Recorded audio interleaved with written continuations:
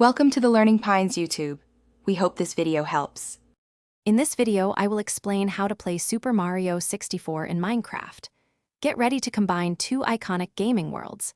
This guide will show you how to bring Mario's classic platforming action directly into your blocky adventures.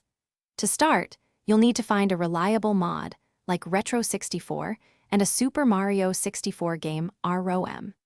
Make sure to download these from a reputable website to ensure safety and compatibility. Once you have your mod and game file, the installation is straightforward.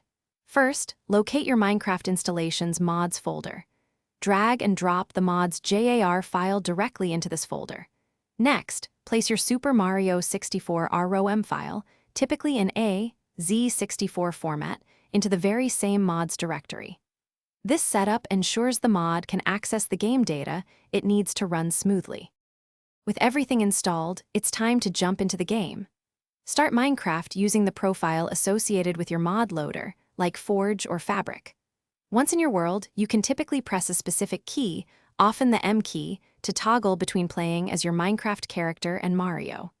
You'll have Mario's complete moveset, allowing you to long jump, wall kick, and ground pound across the landscape. To enhance your experience, remember a few tips. Always consult the mod's official page for detailed controls and any unique features. If you encounter problems, double-check that your mod and game ROM are in the correct folder and match your Minecraft version.